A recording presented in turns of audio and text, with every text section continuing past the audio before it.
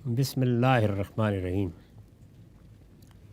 عن ابن عباس ان رسول اللہ صلی اللہ علیہ وسلم حین دخل البیت وجد فیہ سورۃ ابراہیم و سورۃ مریم علیہم السلام فقال اما ہم فقد سمعوا ان الملائکۃ لا تدخل بیتا فیہ سورہ ھذا ابراہیم مصورا فمالہ یستقسم۔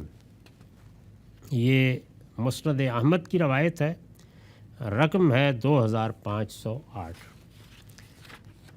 ترجمہ یہ ہے کہ ابن عباس رضی اللہ عنہ روایت کرتے ہیں کہ رسول اللہ صلی اللہ علیہ وسلم جب بیت اللہ میں داخل ہوئے، بیت اللہ میں کب داخل ہوئے؟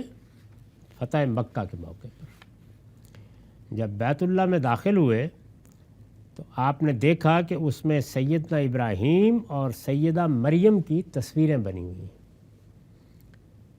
سیدہ مریم کی تصویریں بھی تھیں۔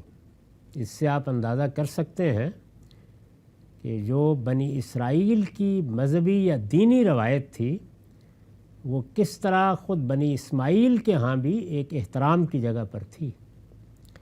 اس میں سیدنا ابراہیم اور سیدہ مریم کی تصویریں ہیں۔ انہیں دیکھ کر آپ نے فرمایا یہ لوگ سن چکے تھے کہ فرشتے اس گھر میں داخل نہیں ہوتے جس میں تصویر ہو۔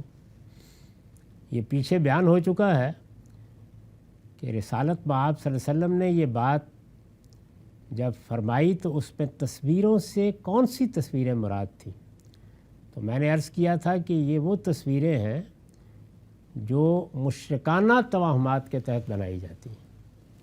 شرک ایک وہم ہے، اور اس میں بت بنایا جائے، اس میں تصویر بنائی جائے، یہ سب توہمات ہی ہوتے ہیں۔ یہ تصویریں ہیں کہ جو ممنوع قرار دی گئی ہیں۔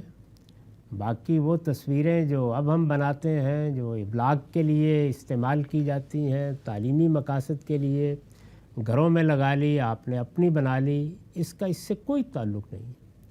دین میں جو چیزیں ممنوع قرار دی گئی ہیں ان میں بنیادی چیزیں جو اخلاقی لحاظ سے ممنوع قرار دی گئی ہیں وہ 5 ہیں، اور ان میں سب سے بڑی چیز شرک ہے۔ تو اس وجہ سے شرک کے مظاہر کو نہ انسان گھر میں رکھے گا نہ کسی دوسری جگہ۔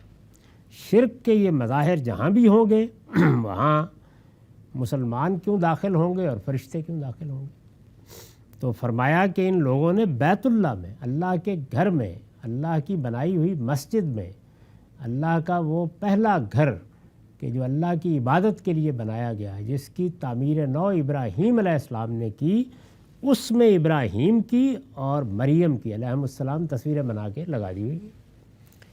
تو آپ نے فرمایا کہ یہ لوگ سن چکے تھے۔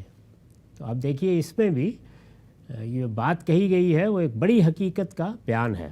میں نے اس پر لکھا ہے یعنی اپنے آبا سے سن چکے تھے، یعنی یہ بات کہ فرشتے جہاں پہ مشرکانہ تصویریں ہوں یا بت ہوں وہاں داخل نہیں ہوتے، یہ بات یہ سن چکے تھے، انہیں معلوم تھا۔ یہ اس لیے فرمایا کہ قریش مکہ یہ رسول اللہ کی قوم کے لوگ ہیں، ابراہیم و اسماعیل علیہم السلام کی اولاد تھے۔ یعنی یہ کوئی جس طرح ہمارے ہاں تصور بن گیا ہے کہ دین سے ناآشنا قوم تھی، وہ خدا کے 2 پیغمبروں کی اولاد ہیں۔ اور فرشتوں کے بارے میں یہ بات اگر حضور نے فرمائی ہے صلی اللہ علیہ وسلم تو آپ سے پہلے کے انبیاء نے بھی یقیناً فرمائی ہوگی۔ اس وقت بھی جو تورات ہے اگر آپ اس کو پڑھیں تو اس میں پورے باب ہیں جو ان مورتوں کے بارے میں ہے، یعنی انہی تصویروں کے بارے میں۔ اس وقت جو تورات ہے اس میں بھی بڑی سخت تنبیہات ہیں کہ ایسی کوئی مورت تم نہیں بناؤ گے، ایسی کوئی تصویر نہیں بناؤ گے جو پرستش کے لیے بنائی جائے۔ وہاں بھی بہت سختی ہے۔ تو فرمایا کہ یہ انبیاء علیہم السلام نے کہا، ان کو سنا انہوں نے، اس کے باوجود یہ دیکھیے کہ انہوں نے اپنے آبا کی تعلیم سے روگردانی کر کے یہ کیا حرکت کی ہے۔ یہاں اس کا حوالہ محض ان کے عمل کی شناعت کو بیان کرنے کے لیے دیا گیا ہے۔ یعنی مطلب یہ ہے کہ یہ اپنی ذات میں ہی ایک برا کام تھا، ایسا ہونا ہی نہیں چاہیے تھا، لیکن ستم بالائے ستم یہ کہ ان کے آبا نے انہیں بتایا تھا، روکا تھا، اور میں عرض کر رہا ہوں کہ تورات میں جس طرح روکا گیا ہے اس چیز سے، اس طریقے سے ہمارے ہاں بھی یہ چیز بیان نہیں ہوتی۔ بہت وضاحت سے اس پہ یہ بات بیان ہوئی ہے۔ گویا مدعا یہ ہے کہ اس طرح کی تصویروں سے فرشتوں کی کراہت کو جانتے تھے، انہیں معلوم تھا کہ اپنی ذات میں بھی یہ مشرکانہ توہمات کے تحت بنائی گئی تصویریں ایک نجاست ہے، اور انہیں یہ بھی پتہ تھا کہ یہ ایک مسجد بنا رہے ہیں جس میں فرشتوں کی آمد و شد رہنی ہے، تو انہیں تو کسی طرح بھی یہ حرکت نہیں کرنی چاہیے تھی۔ لیکن اس کے باوجود ان کے لیے اذیت کا یہ سامان فراہم کرنے سے باز نہیں آئے، یعنی ان کو اس کا احساس نہیں ہوا۔ جب آپ کو یہ پتہ ہو کہ جہاں آپ فجر کی نماز پڑھتے ہیں وہاں فرشتے آئیں گے، روز آتے ہیں، جو آپ کی مسجدیں ہیں ان میں نماز کی قرات سنتے ہیں، شریک ہوتے ہیں، تو پھر آدمی کو محتاط رہنا چاہیے کہ اس میں کوئی ایسی چیز نہ ہو جو ان کے لیے اذیت کا باعث بنے۔